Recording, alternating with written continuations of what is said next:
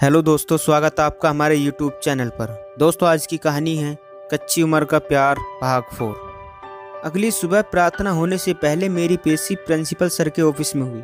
Principal sir बहुत कड़े स्वभाव के व्यक्ति थे। सब उनसे डरते थे और मैं भी। मेरे चेहरे की हवाइयाँ उड़ी हुई थी।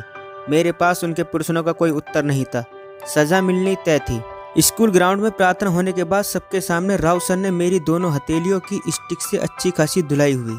मेरी पिटाई करके उन्हें गर्व की अनुभूति हो रही थी।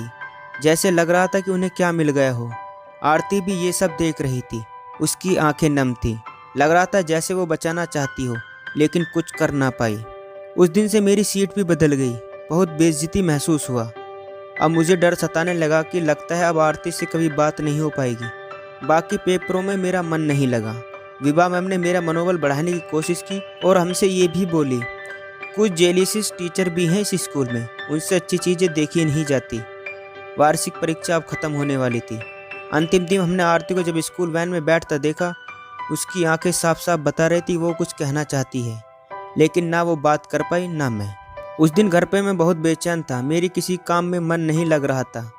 मैंने अपने एक अमूल्य वस्तु खो दिया था। उस उम्र में खुद को समझाना बहुत मुश्किल था। मुश्किल ही नहीं, असंभव सा था।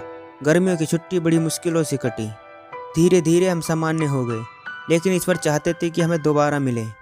9वीं में मेरा प्रवेश उस हाई स्कूल में हुआ जो आरती के घर से 500 मीटर की दूरी पर था।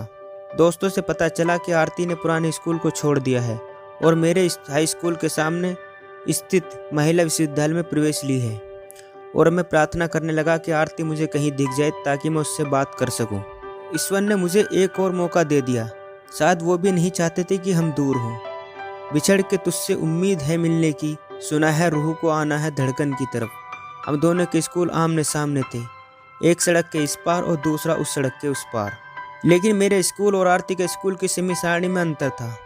मेरा हाई स्कूल सरकारी था और उसका पढ़ाई भी नाम मात्र ही होता था, अतः स्कूल जाना भी बहुत कम होता था।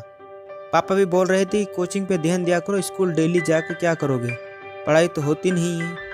इसलिए स्कूल जाना कभी कभी हो पाता था। इसलिए आरती मिलेगी इसका भी चांसेस बहुत कम थे। लेकिन मैं भी स्कूल जाता था, प्रार्थना करता था कि आरती दिख जाए। 3 महीने तक वो दिखी ही नहीं। फिर एक दिन आरती अपने स्कूल के सामने दिख ही गई। गुलाबी कलर की सलवार और सफ़ेद रंग की समीज ड्रेस में देखा था। वो सड़क के उस पार अपने स्कूल के सामने अपनी सहेलियों के बीच गिरी हुई थी। बाकी सारी सहेलियाँ उसके सामने फीकी लग रही थी। यदि वो अकेली रहती तो मैं उससे पक्का बात करता, लेकिन इतनी सहेलियों के बीच मैंने उससे बात करना उचित नहीं समझा। आरती हमको देख नहीं पाई और फिर वहाँ से चली गई। शायद उसे पता भी नहीं था कि मैं उसके सामने वाले स्कूल में पढ़ता हूँ। मैंने उसके घर के चक्कर भी 2 बार लगाए, लेकिन दिखी नहीं। बार बार चक्कर लगाना संभव नहीं था, क्योंकि आरती का बड़ा भाई खतरनाक था। वो दबंग किस्म का लड़का था और अक्सर लड़कों से मारपीट किया करता था। उसके बाद आरती को हम ना 9वीं में देख पाए, न ही 10वीं में। 10वीं के बाद मैंने पॉलिटेक्निक में डिप्लोमा के लिए प्रवेश लिया। मैं घर से 20 किलोमीटर की दूरी पर स्थित पॉलिटेक्निक कॉलेज में प्रवेश लिया और पढ़ाई में व्यस्त हो गया। आरती मेरे जहन से अब निकल चुकी थी। धीरे धीरे डिप्लोमा के 2 वर्ष भी पूरे हो गए। अब मैं डिप्लोमा तृतीय वर्ष फाइनल ईयर्स में था। डिप्लोमा तृतीय वर्ष से मैंने प्रथम वर्ष एवं द्वितीय वर्ष के स्टूडेंट्स के लिए कोचिंग की शुरुआत की। चूँकि मैं टॉपर था, अतः अच्छे खासे स्टूडेंट मेरी कोचिंग में पढ़ने के लिए आने लगे। एक दिन मेरे मोबाइल पर एक लड़की का फ़ोन आया। लड़की, हेलो। मैं, हाँ कहिए, आप कौन? लड़की, कोशिश करिए पहचानने की, आप पहचान जाएंगे। मैं, नहीं पहचान पा रहा मैं आपको, नाम बताइए।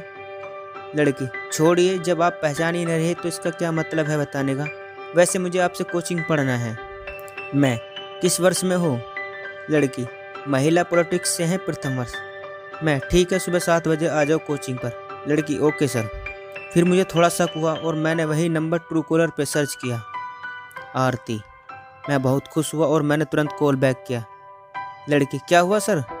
मैं, आरती। लड़की, कैसे पहचाना? मैं, आरती चुप। लड़की, जी, अब सही पहचाने। मैं, वाह, विश्वास नहीं हो रहा मुझे। फिर फ़ोन पर उससे लंबी बातचीत हुई। उसने बताया कि जब वो 8वीं में थी तब वो मुझे रास्ते में देखी थी, साइकिल पे, लेकिन वो पापा के साथ बाइक पे थी, इसलिए बात करने का कोई सवाल ही नहीं था। और अभी वो डिप्लोमा प्रथम वर्ष में प्रवेश ली है। मैंने ईश्वर को पुनः धन्यवाद ज्ञापित किया।